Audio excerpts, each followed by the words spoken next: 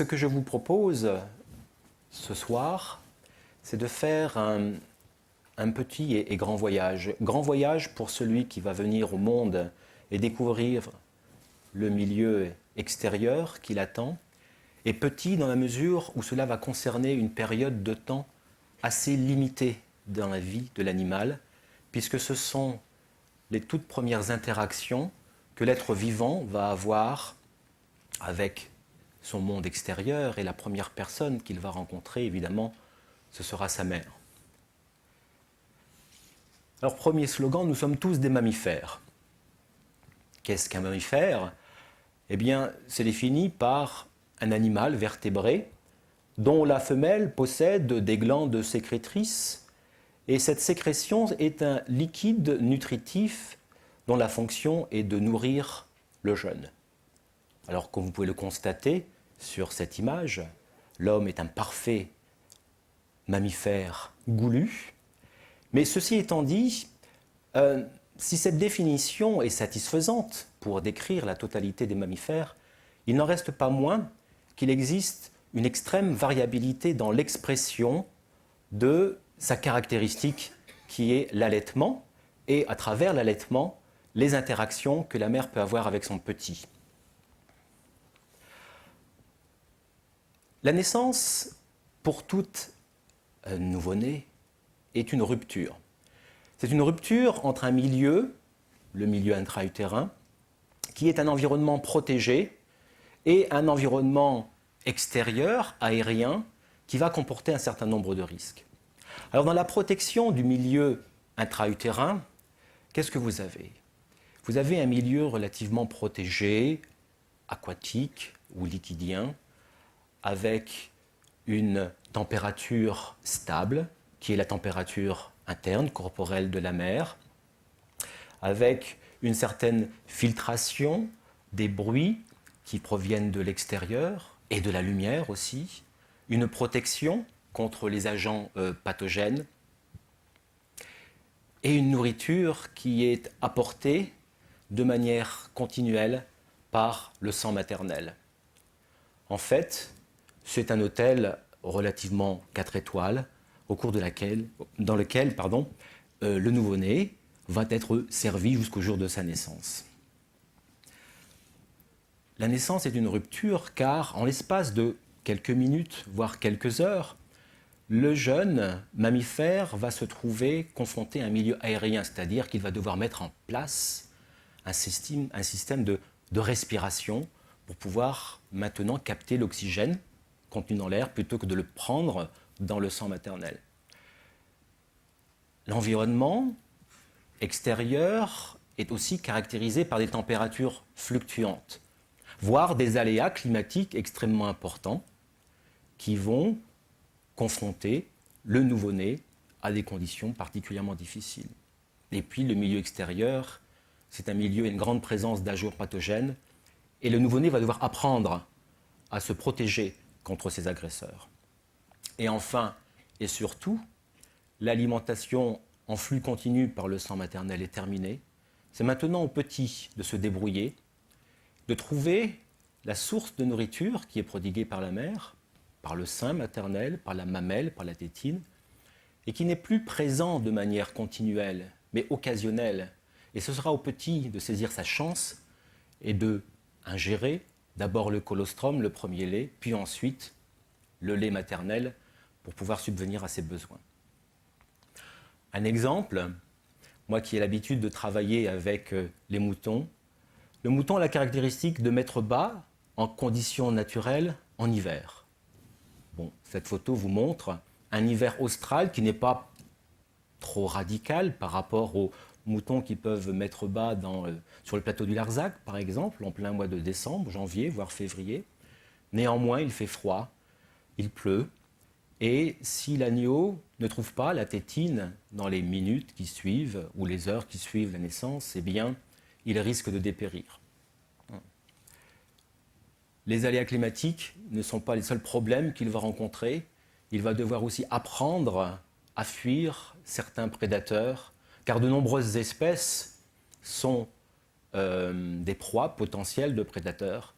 Et la période néonatale est certainement la période la plus à risque en termes de mortalité. Au commencement, donc, est la tétée. Comme vous pouvez voir sur cette illustration, vous avez ici une brebis qui donne naissance à des jumeaux, et elle a à peine permis au second-né de naître que le premier a déjà trouvé la tétine. En fait, quand on regarde les différentes espèces animales mammaliennes qui ont été étudiées, en règle générale, certes, il existe une espèce de relation entre la latence pour trouver la tétine et la taille de l'animal. Les espèces les plus grosses mettent plus de temps pour trouver la tétine, mais généralement, les petits trouvent la tétine maternelle en l'espace de 1 voire 2 heures qui suit la naissance. Au commencement, donc, la tétée. Mais on pourrait se poser la question, d'un point de vue de l'évolution, qui de l'allaitement ou de la tétée est apparu le premier? L'allaitement est relatif à la mère. C'est l'alimentation, donc, en lait, qui permet au nourrisson d'avoir son aliment. La tétée, elle, se rapporte au nouveau-né. C'est donc l'action de boire le lait par succion répétée sur le mamelon ou la tétine. Si je pose cette question-là, c'est parce que je considère que l'allaitement ou la tétée est un exemple extraordinaire de coévolution réussie entre la mère et son petit, puisque pour pouvoir allaiter le petit, et pour que le petit puisse trouver la tétine et prendre le lait, il faut implicitement que la mère et le petit aient subi des changements morphologiques, physiologiques, comportementaux, qui soient compatibles de manière à ce que le petit puisse trouver la tétine le plus rapidement possible après la naissance. D'un point de vue phylogénétique, on pense que les glandes mammaires sont dérivées de glandes sudoripares qui se sont petit à petit spécialisées dans la production de lait. Et c'est vrai que lorsque l'on fait des analyses biochimiques du contenu de la sueur et du contenu du lait, on trouve une certaine similarité dans certains composants, notamment certaines protéines. Et on pense que les premiers mammifères ou les premiers reptiles mammaliens ont développé une sécrétion qui, à l'origine, avait peut-être des propriétés, on va dire, fongicides, qui permettaient de protéger les œufs, qui petit à petit se sont transformées en sécrétions nutritives qui ont été ingérées par le petit. Voilà. D'autant plus que lorsqu'on regarde l'ensemble des mammifères qui peuplent encore notre planète, tous les animaux nouveau-nés ne tètent pas. Il y a 2 grandes exceptions qui sont parmi les monotrèmes. Vous avez ici l'ornithorynque. Et l'autre exemple, c'est l'échidné, donc 2 mammifères australiens. Les ornithorynques ne tètent pas. La mère n'a pas de mamelles ou de glandes mammaires bien caractérisées. Le lait s'écoule par des pores qui se trouvent sur tout le ventre de celle-ci. Et le petit, donc, lèche les gouttelettes de lait qui perlent sur les poils maternels. Donc, d'un point de vue phylogénique, l'allaitement est apparu avant la tétée. Maintenant, d'un point de vue ontogénétique, eh bien, on constate qu'au moins chez certaines espèces, la tétée apparaît, ou la succion, avant l'allaitement. Puisque les images qu'on peut avoir au niveau des fœtus humains, ou même certains autres primates non humains, certains singes, montrent que dans le ventre maternel, le petit peut déjà sucer son pouce et qu'il s'exerce à cette activité avant même de rencontrer le sein maternel. Donc d'un point de vue ontogénétique, la tétée apparaît avant l'allaitement. Tout ça pour vous dire que, évidemment, la nature est bien faite et le nouveau-né est parfaitement adapté à sa niche écologique. Lorsqu'on fait des comparaisons, parmi les espèces mammaliennes, on constate qu'il y a une extrême diversité dans les stades de développement des nouveau-nés. Vous avez la petite larve marsupiale qui doit grimper sur la fourrure maternelle pour rentrer dans la poche de sa mère et trouver la tétine. Et vous avez des espèces dont les petits sont entièrement développés à la naissance. Donc, quelles que soient les espèces considérées, on constate que le petit est entièrement adapté aux contraintes qu'il va rencontrer dans son univers postnatal. Il naît avec des systèmes sensoriels qui sont fonctionnels, plus ou moins développés selon les espèces, mais juste suffisant pour lui permettre de survivre. Il a également une expérience prénatale qui va lui permettre de s'adapter dans cet univers postnatal. Il a une motricité suffisante pour s'orienter d'abord vers le corps maternel, puis vers la tétine ou la mamelle, et ensuite il est armé de capacités d'apprentissage précoce qui vont lui permettre de moduler son comportement et de rendre sa recherche ou sa localisation de la tétine de plus en plus efficace, mais non seulement retrouver la tétine, mais aussi retrouver l'individu qui est possesseur de cette tétine, c'est-à-dire la mère. Alors comment trouver la tétine ? Je vais vous donner quelques exemples qui montrent un petit peu la diversité des sensorialités qui sont utilisées par les petits pour localiser cette tétine dès la naissance. Alors vous avez ici deux espèces qui sont bien connues en laboratoire, le lapin et le raton, qui ont des petits qui sont relativement peu développés à la naissance, nus, dépourvus de pilosité, aveugles, qui n'ont pas encore une thermogénèse très très développée, et donc qui s'orientent vers leur univers postnatal principalement par des indices olfactifs et aussi tactiles. En ce qui concerne le lapin, vous le voyez à quel point il réagit à la présence maternelle. La localisation de la tétine se fait par une phéromone mammaire, c'est-à-dire une substance chimique qui est libérée par le corps maternel et qui va déclencher un comportement non appris et entièrement stéréotypé. On peut très bien déclencher d'une frénésie au sein d'une portée de l'appro en présentant uniquement la phéromone mammaire indépendamment de la présence de celle-ci, de cette mère. Et donc c'est une réponse qui permet au lapro de trouver la tétine en l'espace de quelques secondes. Phéromone veut dire comportement non appris. On n'a jamais réussi à détecter cette phéromone dans le milieu intra-utérin et par conséquent c'est une substance que le lapro n'a jamais rencontrée avant sa naissance. En ce qui concerne le raton, les indices qui sont utilisés sont différents. Il utilise les fluides fétaux, c'est-à-dire un indice qui lui est familier puisqu'il l'a connu pendant toute la gestation. Fréquemment, les femelles, lorsqu'elles mettent bas, vont contaminer évidemment toute leur zone périanale, mais aussi leur zone abdominale, voire thoracique, avec ces fluides fétaux, parce que les femelles se lèchent assez fréquemment à la mise bas. Et donc, elles vont en fait marquer la zone mammaire d'une trace olfactive, une contamination de ce liquide fœtal que le nouveau-né va suivre et qui va le mener tout naturellement vers la tétine. Donc, c'est un élément prénatal qui permet de trouver la tétine chez cette espèce-là. Et dans un second temps, un deuxième indice va être important, c'est la salive. La salive que la mère elle-même va déposer en se léchant à la mise bas. Et le raton va faire une association assez rapide entre ce liquide fœtal, familier, la salive maternelle, indice olfactif nouveau, mais qui va également lui permettre de trouver la tétine. Et par la suite, c'est lui-même qui va marquer les propres tétines maternelles avec sa propre salive. Et cela va lui permettre de les retrouver. Donc nous avons ici un exemple d'un apprentissage extrêmement précoce qui va se faire en l'espace de quelques heures. Si on prend des espèces qui ont des petits, on va dire plus développés d'un point de vue sensorimoteur, le mouton qui est bien connu, le porc, eh bien vous voyez que la localisation de la tétine dépend d'un panel de sensorialité qui est beaucoup plus complet. Bon, ils sont à peu près les mêmes concernant les deux espèces. Mais en général, là aussi, les individus sont attirés par les fluides fétaux qui contaminent la mamelle de la mère. Mais également ce qu'on appelle la syringuinale. La syringuinale, c'est une substance qui est sécrétée par deux glandes qui se trouvent de part et d'autre de la mamelle et qui vont une substance assez grasse qui va recouvrir cette mamelle et qui est attractive pour le nouveau-né. Et on suspecte que cette substance a une certaine similarité dans sa composition biochimique avec le liquide fœtal. Et donc est attractive pour le nouveau-né. La pilosité, la souplesse et la température de la peau vont également être importantes. Les nouveau-nés sont généralement attirés par des plages de température qui sont de l'ordre de 30-35 degrés et qui correspondent généralement aux zones mammaires, qui sont plus chaudes, en particulier au moment de la parturition, que le reste du corps qui est couvert de poils et qui est plutôt isolant.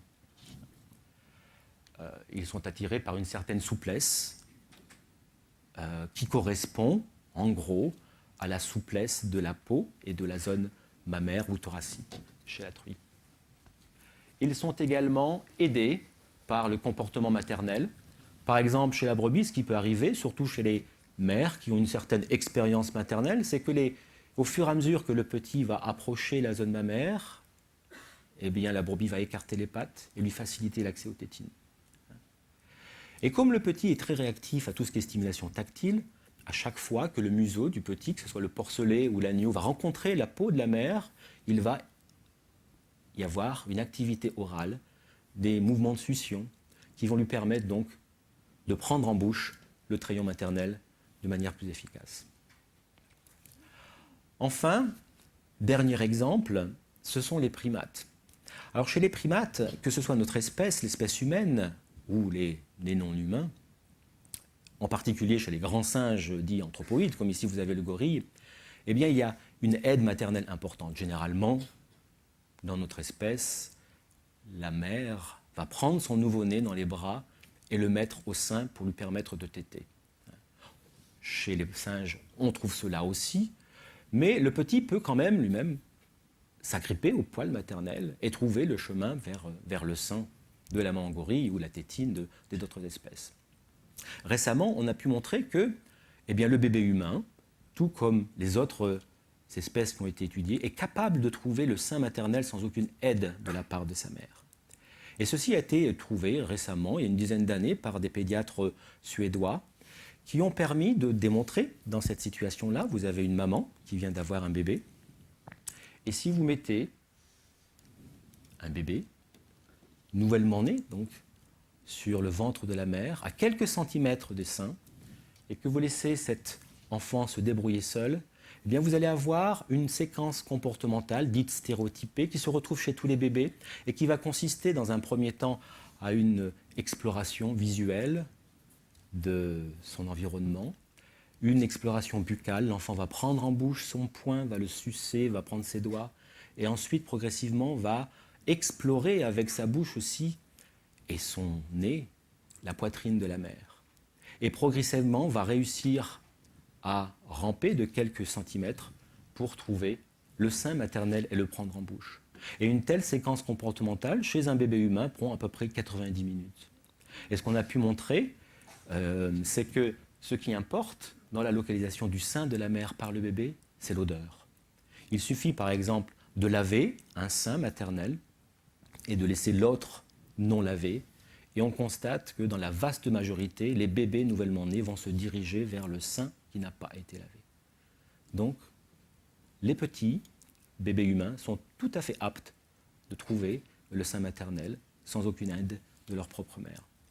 Une autre façon de démontrer que l'odeur du sein est attractive pour les bébés nouvellement nés, vous avez ici un nourrisson qui a quelques heures et qui est mis à quatre pattes sur un petit matelas, et devant son visage, à peu près 15 cm, on va placer un tampon de gaz qui a été préalablement frotté sur le sein de sa mère. Et on constate que le bébé est tout à fait capable, en l'espace de quelques minutes, de ramper sur ses bras et ses jambes pour atteindre le tampon de gaz qui est imbibé de l'odeur maternelle, alors que si vous mettez un tampon qui est imbibé d'eau uniquement et qui n'a pas d'odeur, eh bien, il ne présente pas de caractère attractif pour le petit. Voilà. Tout cela pour vous dire à quel point les nouveau-nés sont capables, qu'ils soient humains ou non humains, de se servir d'indices présents sur le corps maternel pour trouver la tétine. Et cette illustration vous montre évidemment le panel d'espèces qui sont en train de téter. Et j'imagine que toutes les espèces de cette terre utilisent chacune des indices sensoriels qui leur sont spécifiques. Alors la tétée, une fois localisée, je considère qu'elle est l'acte le plus intime de la relation avec la mère. Elle est l'acte le plus intime car c'est le seul moment chez toutes les espèces où le petit est en contact direct avec le corps maternel. C'est inévitable puisqu'il doit boire le lait. Et pendant cet allaitement, qui est représenté ici sur quelques espèces, vous allez avoir un certain cadre aussi environnemental qui va favoriser certaines interactions mère-jeune. Chez les primates, la tétée est très souvent associée à des blottissements, à des prises en bras, à des caresses, à des câlins. Chez certaines espèces, la tétée est aussi associé à une cohésion sociale. C'est au cours de l'ATT, ou au moins en association avec l'ATT et l'allaitement maternel, qu'il va y avoir construction d'une reconnaissance entre les membres d'une même fratrie. Les frères et les sœurs vont apprendre à se reconnaître dans le monde animal par le fait qu'elles ont accès à la mamelle qui est située sur la même mère. Chez les humains, évidemment, vous avez le regard, les yeux dans les yeux entre la mère et son petit qui sont extrêmement importants. Pendant l'allaitement, la mère parle beaucoup à son petit, elle le caresse. Il y a des zones qui sont préférentiellement caressées, généralement c'est le front, la joue, la paume de la main. Évidemment, des odeurs sont perçues par les petits pendant cet allaitement. Et donc j'ai l'habitude de dire que pendant l'allaitement, en fait, le petit boit littéralement le corps de sa mère, car en fait, les sécrétions de cette glande lactée sont entièrement produites par la mère. Elles permettent non seulement de le nourrir, mais également, je vais vous le montrer, de l'informer sur, par exemple, certains arômes alimentaires que la mère a ingérés. Alors l'acte, c'est l'acte le plus intime de la relation avec la mère, et c'est ce qui caractérise les mammifères, mais il y a de grandes fluctuations dans son expression, comme je vous l'ai dit en introduction, ne serait-ce que dans la durée de l'allaitement. Chez l'orang-outan, une durée d'allaitement moyenne est de 900 jours. À l'autre extrême, vous avez le phoque à capuchon. Durée d'allaitement moyen, moins de 4 jours. Chez notre espèce, espèce humaine, en règle générale, nous allaitons nos petits pendant quelques mois. Les contraintes sociales que nous avons, ou socio-économiques, mettent une certaine barrière à cela, mais dans les sociétés traditionnelles, et même dans les sociétés, on va dire, de type occidental, il y a certaines femmes qui peuvent allaiter sans aucune difficulté pendant 4 années. C'est ce qui est régulé, par exemple, dans certaines structures familiales, le rythme des naissances, puisqu'on sait que l'allaitement, à condition de respecter une certaine fréquence élevée de tétées, est un contraceptif et donc empêche la mise en place de gestations trop fréquentes. La tétée est l'acte le plus intime dans la relation avec la mère, mais il y a de grandes fluctuations également dans la fréquence de l'allaitement. Chez les primates, chez les ongulés, le petit est allaité plusieurs fois par jour. Et ceci sur une période de plusieurs mois. L'équidné, à partir du moment où le petit a quitté sa poche et vit dans un terrier maternel, peut être allaité que tous les 2 à 5 jours. Un exemple peut-être plus connu qui est dans notre pays, c'est le lapin. Le lapin, qu'il soit sauvage ou domestique, n'allaite ses petits qu'une seule fois par jour. Et donc ça signifie que les petits sont capables d'ingérer suffisamment de lait pour pouvoir ensuite subvenir à leurs propres besoins et attendre la venue de la mère qui n'interviendra que 24 heures ou 48 heures ou 72 heures plus tard. Il y a de grandes durées, évidemment, de grandes fluctuations dans la durée de l'acte de tétée lui-même. Chez le kangourou, certains macropodes, le petit va rester accroché à la tétine maternelle entre 2 et 3 mois. Chez notre espèce, le bébé, généralement, est allaité entre 15 et 30 minutes, voire plus, selon affinité, et cela toutes les 3 heures à peu près. Le lapin, qui non seulement n'allaite qu'une seule fois par jour, n'allaitera que 3 minutes par 24 heures. Donc vous voyez les grandes fluctuations. Donc c'est l'acte le plus intime dans la relation avec la mère, et il y a une grande richesse d'interaction entre la mère et ce petit.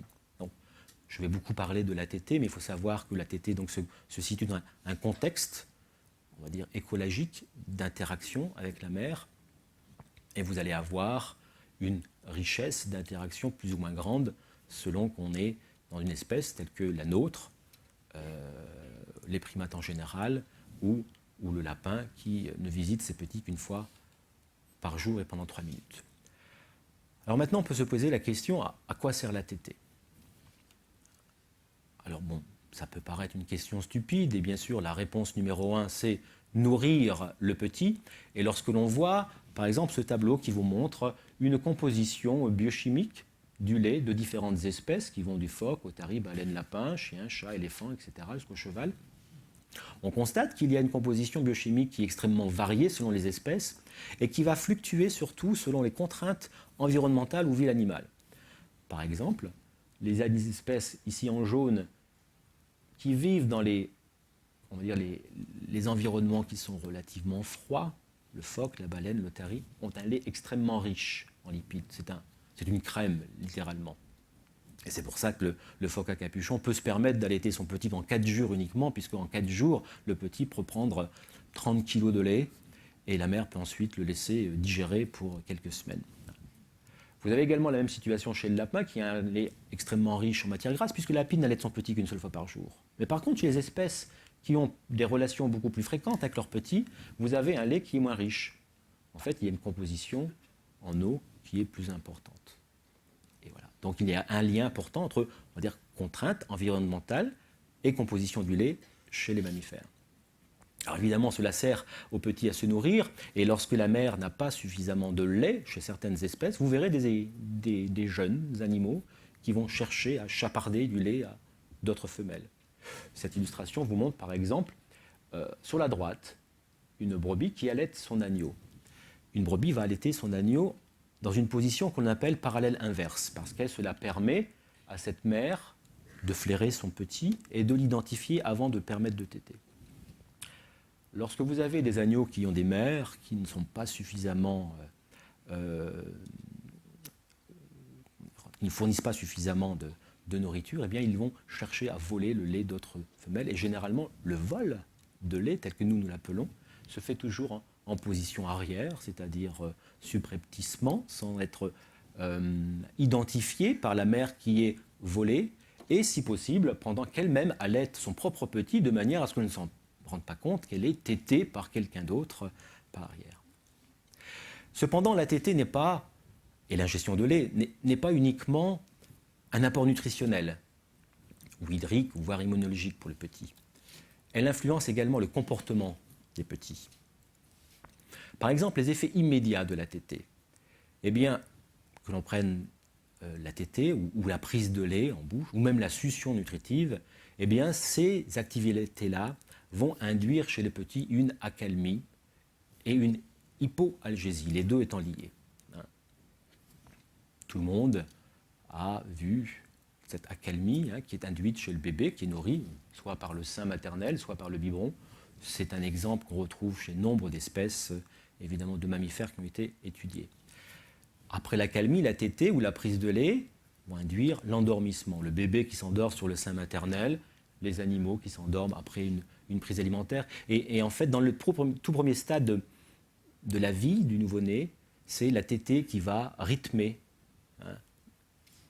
l'activité d'éveil et l'activité de sommeil du petit.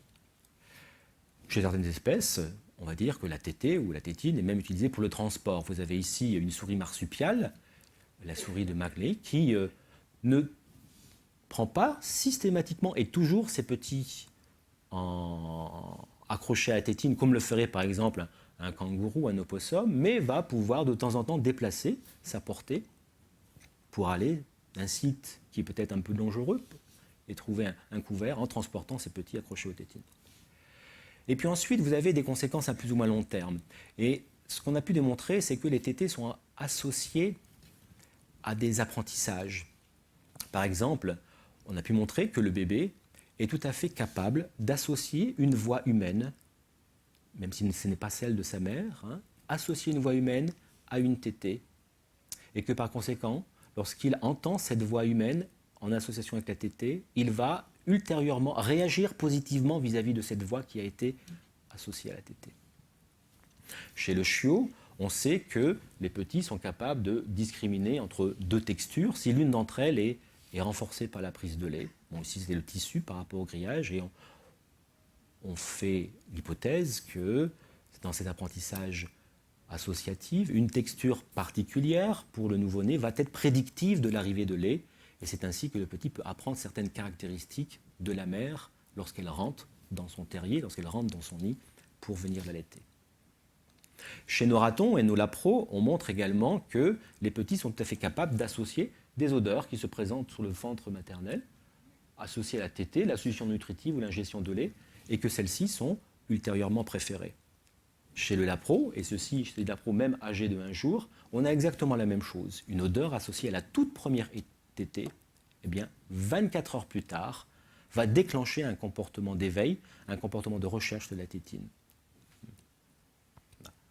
Les apprentissages associatifs en relation avec la tétée ont été également rapportés chez l'être humain. Par exemple, il est assez régulier que les mamans qui décident d'allaiter leur petit au sein se mettent une pommade pour protéger le mamelon contre les gerçures. Ces pommades étant généralement parfumées, on constate que si les mères ont utilisé une pommade parfumée à la camomille, eh bien vous prenez l'enfant à l'âge de 3 ou 7 mois plus tard et vous lui présentez un jouet ou deux dont un seulement est parfumé à la camomille, eh bien l'enfant va prendre en main préférentiellement celui qui a été parfumé à la camomille et donc associé préalablement à l'allaitement. Chose qui a été découverte il y a une dizaine d'années, c'est que dans les années 60, alors que l'allaitement maternel n'était pas particulièrement développé, les enfants étant plutôt nourris au biberon avec un lait maternisé qui avait la particularité d'être parfumé à la vanille, eh bien une étude allemande a montré que 30 ans plus tard, lorsqu'on reprenait ces adultes qui avaient été biberonnés avec un lait parfumé à la vanille et qu'on leur donnait le choix entre deux sauces tomates dont l'une était parfumée, eh bien ils préféraient, sans le savoir pourquoi, la sauce tomate qui était parfumée à la vanille. Donc vous avez des apprentissages en long terme.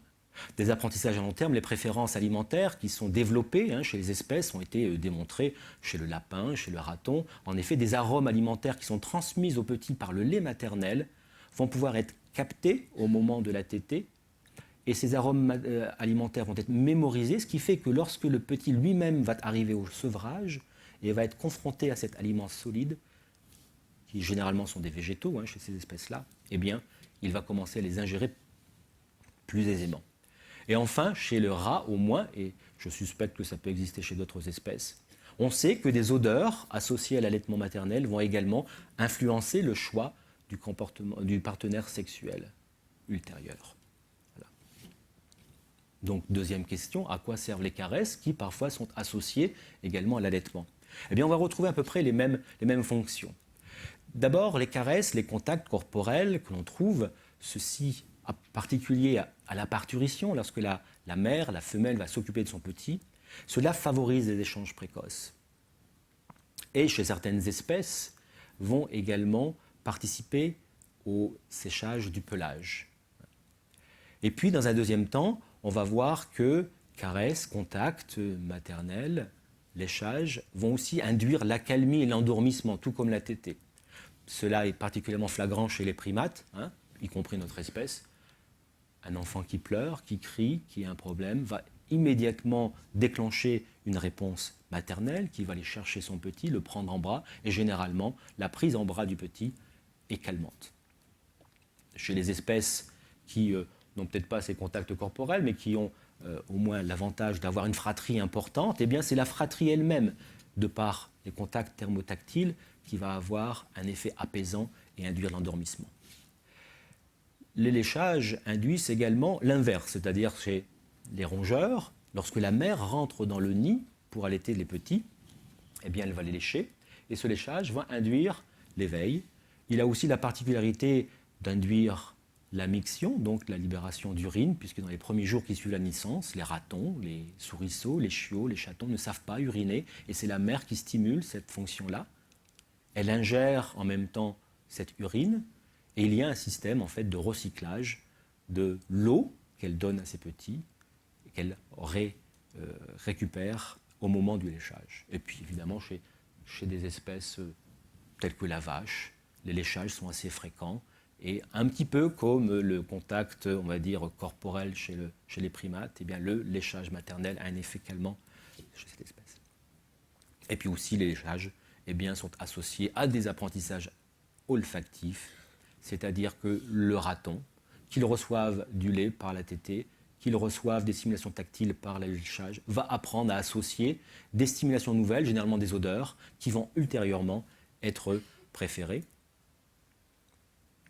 On a pu même démontrer, assez récemment, que l'activité de léchage, qui est prodiguée par la mère vers le petit, va être retrouvée à la génération suivante.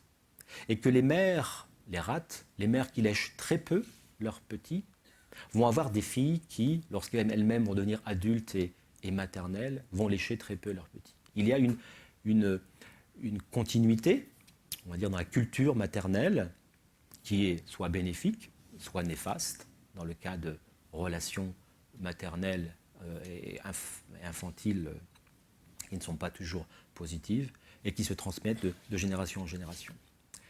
Voilà, donc en conclusion, tout ça pour vous dire que la tétée et les caresses permettent donc, entre autres, aux jeunes de s'ouvrir au monde extérieur. D'abord la mère, ensuite d'autres individus qu'il va rencontrer, d'abord ses frères et ses sœurs, et puis éventuellement les autres individus qui vont constituer le groupe social. Mais pas uniquement un apprentissage social, il y a aussi l'apprentissage non social, tel que le développement de préférences envers certains arômes alimentaires. Voilà. Donc d'une façon générale, les stimulations associées aux soins maternels facilitent tous les apprentissages néonatals. Et lorsqu'on fait un panel d'espèces qui ont été étudiées, vous voyez que l'allaitement favorise ces apprentissages maternels, mais en association avec des léchages, des contacts avec la fratrie, des contacts avec la mère. Voilà.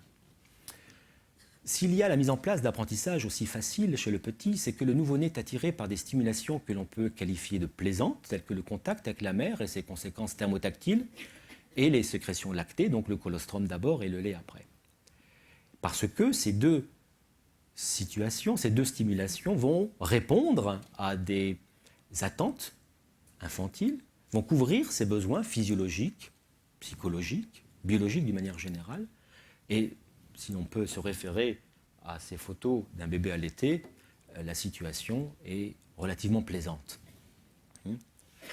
Alors, tout ce qui va tourner autour de la tétée va permettre au petit de construire d'abord une orientation comportementale spécifique vers cette zone mammaire qui petit à petit va s'étendre à l'ensemble de l'individu qui est la mère.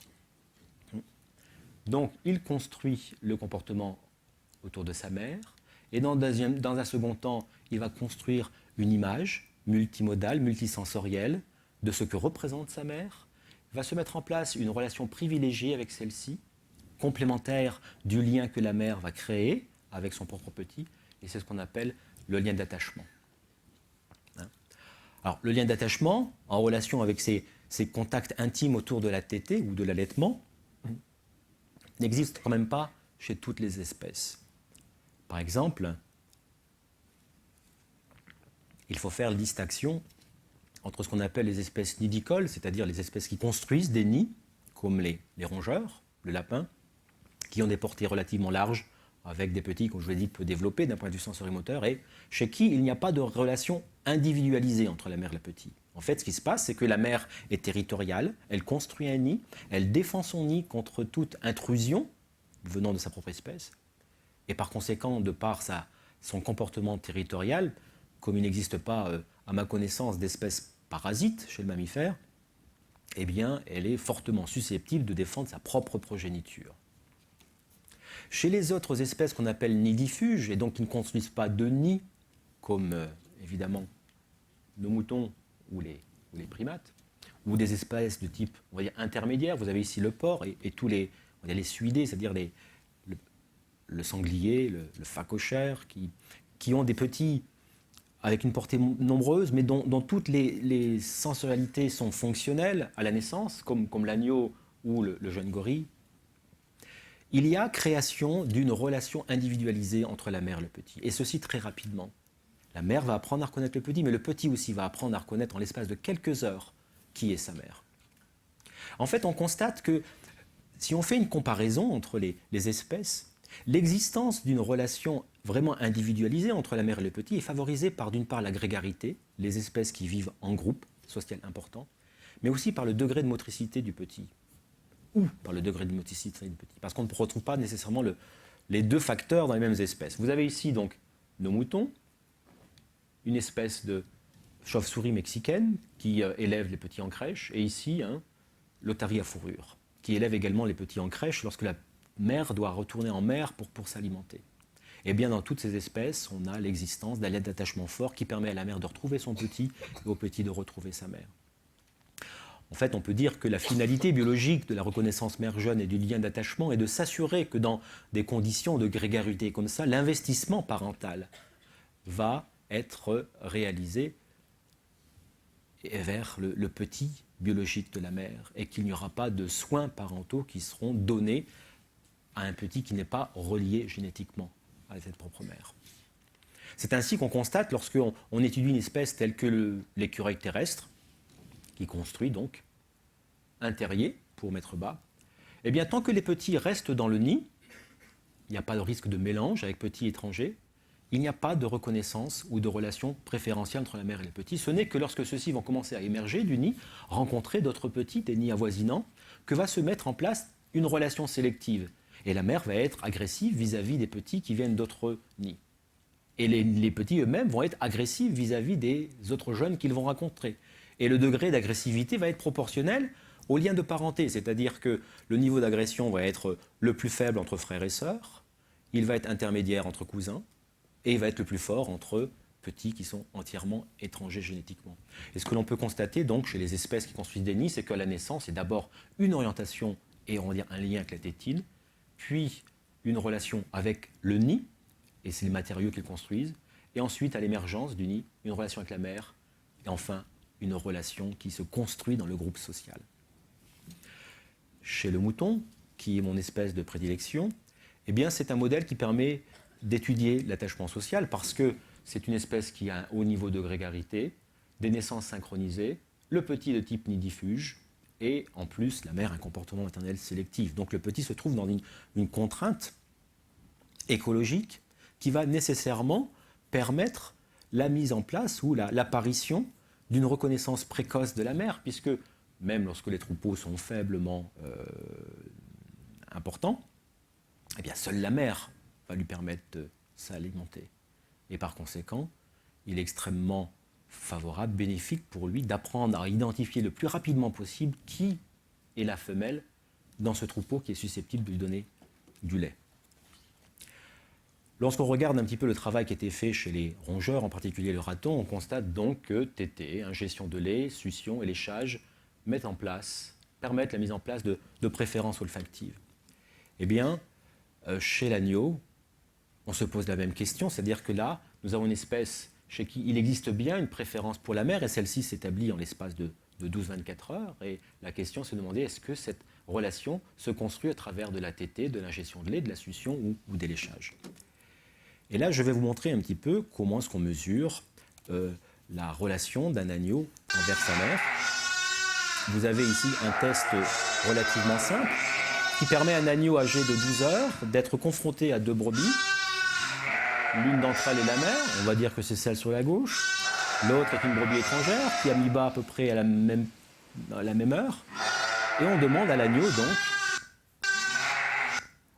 l'agneau de choisir. Et on mesure le temps qu'il passe à proximité des brebis. Et on constate donc qu'ils sont capables de faire la différence, et ceci très très rapidement entre ces deux brebis. Donc, je vous ai dit, l'établissement d'une préférence pour la mère se fait en l'espace de 12 à 24 heures. Et ce qu'on constate également, c'est que chez cette espèce, eh bien, il y a un comportement d'allaitement, bien sûr, qui permet à l'agneau, au nouveau-né, d'ingérer des quantités de lait extrêmement importantes, jusqu'à 10% du poids de naissance en l'espace de 12 heures. Alors quel est le lien entre ce comportement d'ingestion et la mise en place de cette préférence pour la mère? Eh bien, ce qu'on constate, c'est que chez tous les agneaux, comme bon nombre de mammifères, eh bien, la première activité, c'est de s'orienter à la naissance, de s'orienter vers la mère, de explorer le corps maternel, d'aller vers la zone mammaire et de téter et d'ingérer ce colostrum.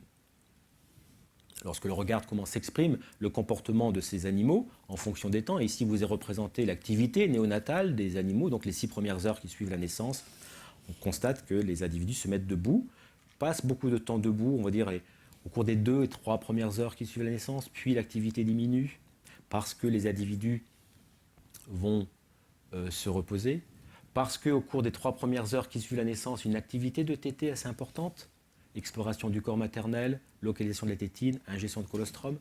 Et une fois qu'ils sont repus, l'activité de tétée diminue. L'exploration du corps maternel va aussi suivre une dynamique sensiblement parallèle. Exploration évidemment importante au cours des 2 premières heures jusqu'à ce que l'agneau localise la tétine, puis faible. Et enfin, quand on regarde les échanges vocaux entre la mère et le petit, des activités vocales important dans la cour de la première heure, et dès qu'il a localisé la tétine et tété, vous avez une accalmie. Donc en fait, vous avez un comportement néonatal où vous voyez une espèce de focalisation sur la zone mammaire dans les 2 ou 3 heures qui suivent la naissance, et je dirais, de par la quantité de lait produite par la mère, un espèce de gavage spontané qui permet à cet agneau d'ingérer de grandes quantités de lait. Donc qu'est-ce qui se passe si on empêche un agneau de téter temporairement sa mère en posant sur sa mamelle un cache? Eh bien, on constate le résultat suivant. Sur cette illustration, vous est représenté par exemple le temps passé dans le test de choix par un agneau âgé de 24 heures près de sa mère par rapport à la brebis étrangère. Et sur cette illustration, à chaque fois, les barres d'histogramme hachurées représenteront le temps passé près de la brebis étrangère. S'il tète, vous voyez très bien une préférence nette pour le côté maternel. Lorsqu'on empêche l'agneau de téter, ceci de 2 heures, 4 heures, 6 heures après la naissance, eh bien, l'agneau ne fait pas de différence entre les 2 brebis. Il n'a pas créé une relation avec sa mère. Lorsque les agneaux sont retestés le lendemain, à l'âge de 48 heures, vous constatez qu'il y a une certaine récupération chez les animaux qui ont été privés de tétée temporaire et que cette récupération est proportionnelle à la durée de la privation néonatale. Ce sont ceux qui ont été privés de 2 heures qui montrent ensuite une préférence pour la mère, alors qu'à 6 heures, cette préférence n'existe pas. Enfin, ceux qui ont été empêchés de téter pendant 6 heures ne montrent pas de préférence. Voilà. Au bout de 4 jours, tout revient dans l'ordre et tous les animaux sont capables d'identifier leur mère. Cela signifie que l'acte de téter va favoriser la mise en place de cette préférence pour la mère et donc augmenter la dynamique d'établissement du lien avec celle-ci.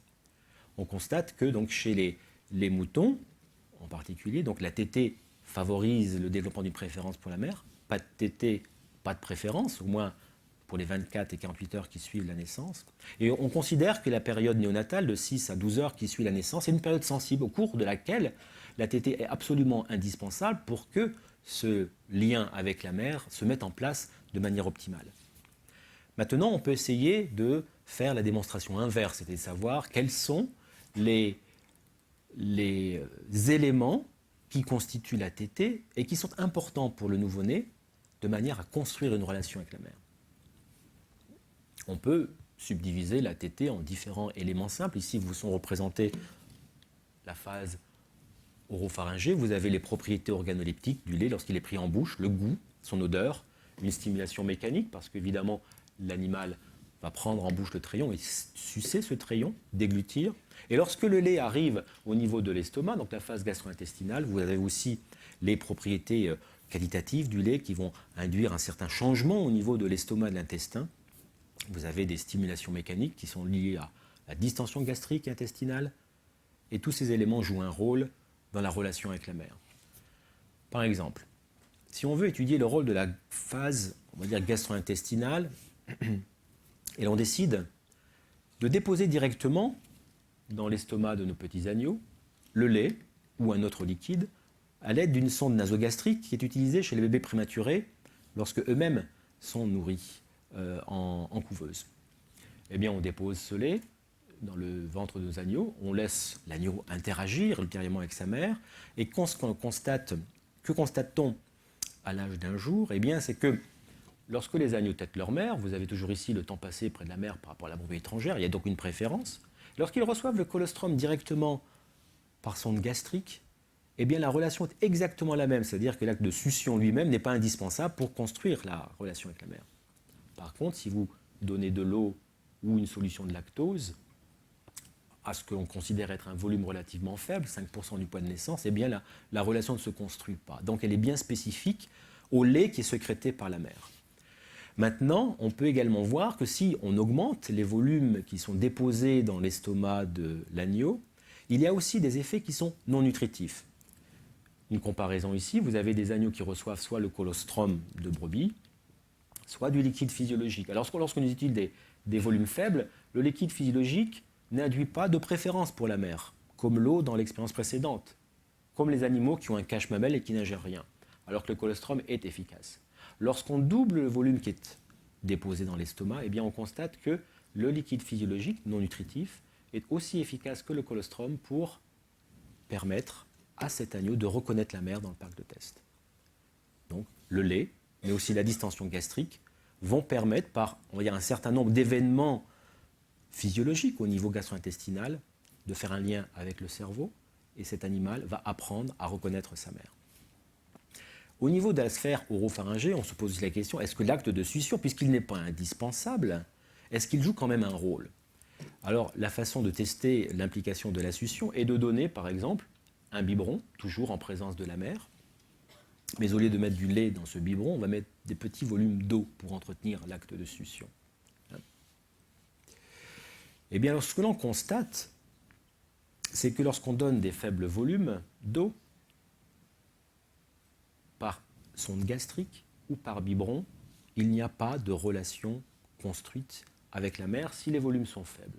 Si les volumes sont forts, que les agneaux soient biberonnés, qu'ils reçoivent de l'eau par sonde nasogastrique, ils construisent une relation. Ça veut dire quoi? Ça veut dire que ce qui prime ici, ce n'est pas l'acte de succion lui-même, c'est le volume qui est ingéré. Donc encore une fois, c'est ce qu'il reçoit dans l'estomac, ce n'est pas ce qu'il tète. Or, ce que nous avons constaté, et de manière tout à fait fortuite, c'est que l'acte de succion a des conséquences comportementales quand même, d'un point de vue, on va dire, affectif. C'est que dans la mesure où c'est l'homme qui apportait le biberon, dans un premier stade, la relation ne se construit pas avec la mère, mais elle se construit avec l'homme. Puisque ce qui est fait, c'est une association directe entre l'acte de téter qui est renforçateur, positif, qui correspond à des attentes du petit, et une présence particulière qui est l'homme. La succion n'est pas associée avec la mère. Et c'est ainsi que, je vais vous montrer ce qui se passe, on s'est amusé avec nos animaux. Lorsqu'on donne le choix entre deux brebis, les individus, les agneaux ne choisissent pas leur mère, mais lorsque on leur donne de choisir, eh bien vous ne verrez pas. Je ne sais pas ce qui s'est passé. Si, par exemple, dans ce deuxième test, on permet aux individus biberonnés de rencontrer l'homme qui leur a donné le biberon, eh bien vous avez une réunion immédiate entre cet agneau et, on va dire, le soigneur, et un comportement de recherche de proximité, mais aussi un comportement d'exploration du corps de l'homme, comme si l'agneau cherchait à téter ou anticiper la venue du biberon. Je suis désolé pour le film précédent. Eh bien, lorsqu'on regarde le comportement de ces animaux dans ce parc, ici vous avez des individus qui ont reçu l'eau par une sonde gastrique. Ils ne sont pas intéressés par l'homme. Lui, comme dans le film précédent, recherche la présence de l'homme, et c'est ce qui est mesuré ici, le temps passé à proximité de l'homme est favorisé par l'acte de succion. Alors, bien évidemment, lorsqu'on revient dans le contexte naturel de l'espèce,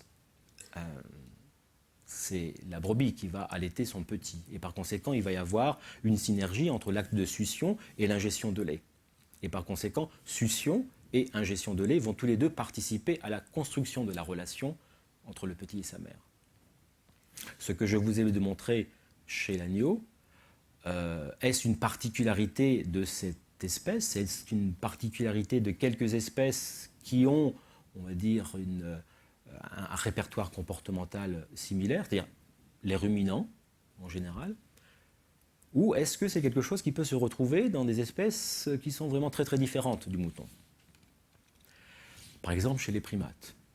Alors, il existe très très peu d'exemples où l'on a démontré un lien direct entre l'activité de téter, ou les premières interactions mère-jeune, et la construction d'une reconnaissance de la mère avec par le petit.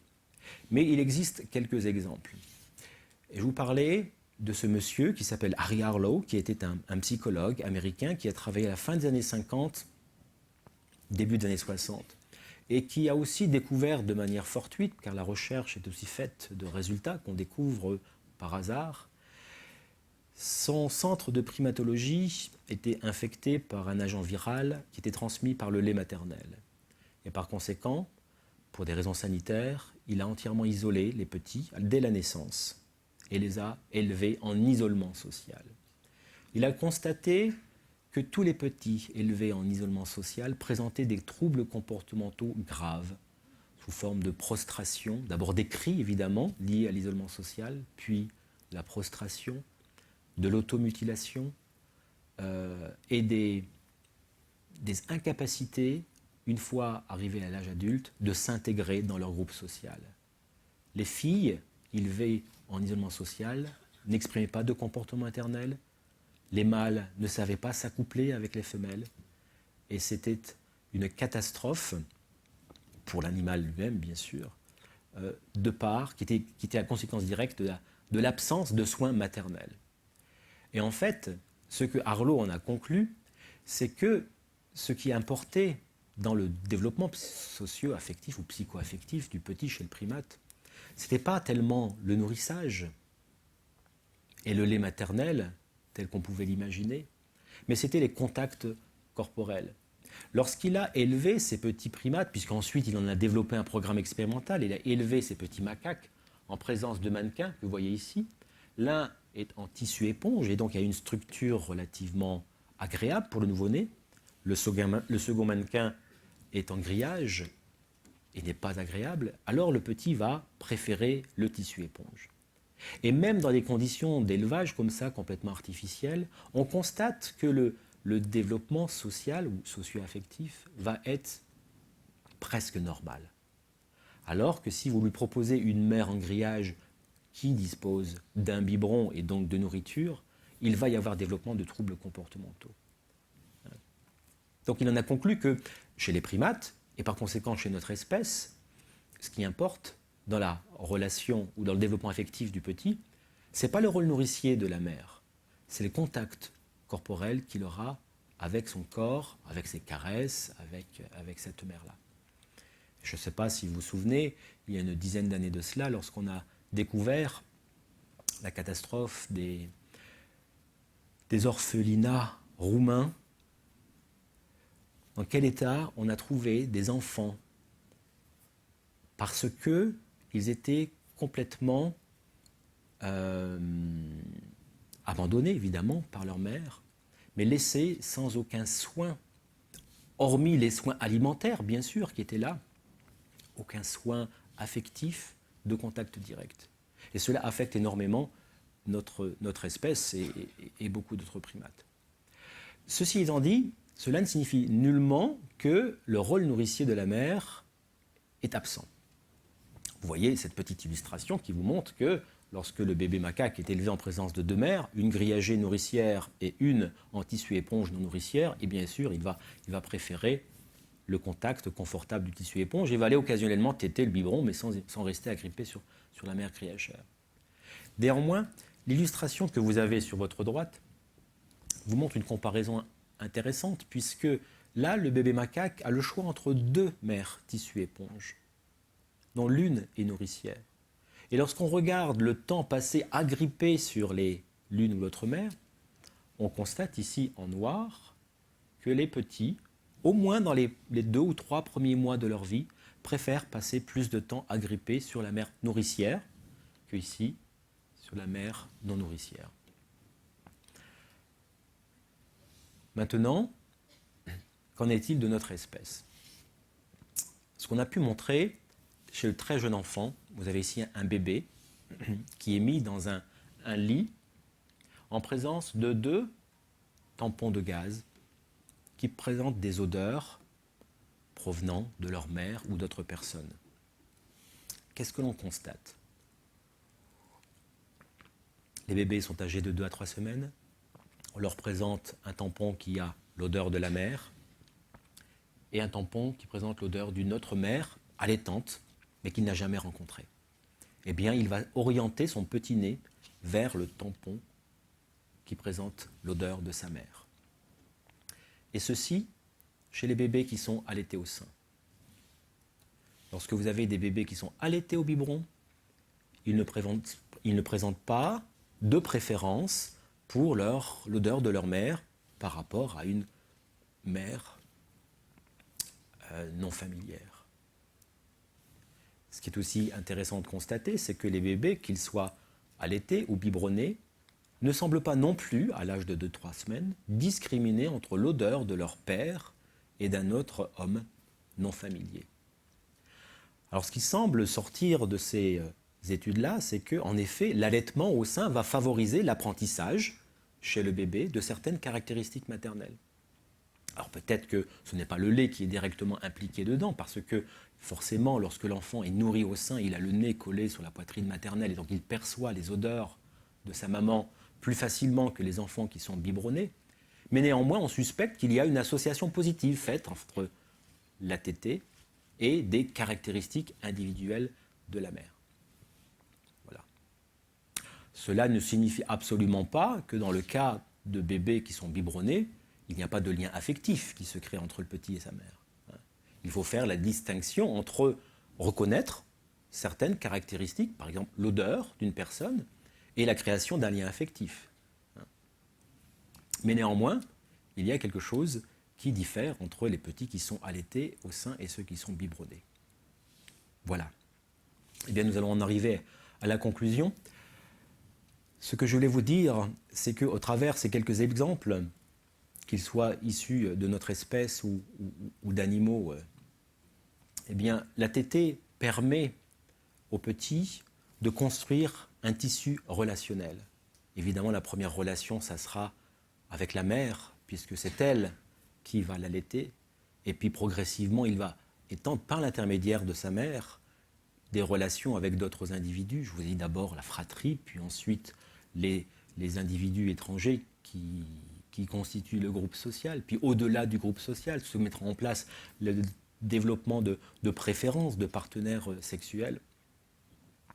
Mais en même temps, la mère, de par l'allaitement, de par ses soins, va permettre également au jeune animal de s'ouvrir à un environnement non social et de permettre le développement de préférences alimentaires. Je vais vous donner quelques exemples qui montrent, surtout chez l'animal, la construction d'apprentissage précoce en association avec la tétée. Les travaux de Harlow, qui semblaient refuter cette hypothèse-là, et puis certains résultats qui montrent que chez le bébé, il se passe quand même quelque chose. L'un des premiers à avoir mis en avant l'importance de la tétée dans le développement du lien avec la mère est en fait Sigmund Freud. Alors je ne suis pas psychanalyste ni psychologue, mais je trouve intéressant de voir ce qu'il a écrit en 1949, enfin dans un livre qui a été publié à titre posthume, que le sein nourricier de sa mère est pour l'enfant le premier objet érotique. L'amour apparaît en s'étayant à la satisfaction du besoin de nourriture. Au début, l'enfant ne différencie certainement pas le sein de son propre corps, mais c'est parce qu'il s'aperçoit que ce sein lui manque, souvent, que l'enfant le sépare de son corps, il le situe au dehors et le considère dès lors comme un objet chargé d'une partie de l'investissement narcissique, primitif, et qui se complète par la suite en devenant une personne maternelle. Alors, c'est sur cette position très psychanalytique de Sigmund Freud que Harry Harlow a construit son hypothèse, réfutant cette position en disant, chez les primates, ce qui importe, ce n'est pas le sein nourricier, c'est le contact corporel, mais c'est également sur cette position freudienne que certains biologistes américains ont construit une hypothèse complètement autre, en disant chez les animaux, ce qui importe dans la construction du lien avec la mère, c'est l'allaitement. Alors ce qu'il faut en retenir simplement, c'est que certes, l'allaitement et tous les contacts intimes entre le petit et sa mère vont participer au développement de relations affectives, mais bien sûr, on ne peut pas en faire une règle générale à tous les mammifères. Certains vont être caractérisés par une influence forte de la tétée, d'autres vont être plus caractérisés par une influence forte, on va dire, des caresses. Mais il faut replacer chaque espèce dans son contexte écologique néonatal et voir comment les interactions mère-jeune, de par leur diversité, de par leur richesse, vont influencer ce développement comportemental du petit et par conséquent ses liens affectifs. Je vais vous remercier de votre attention.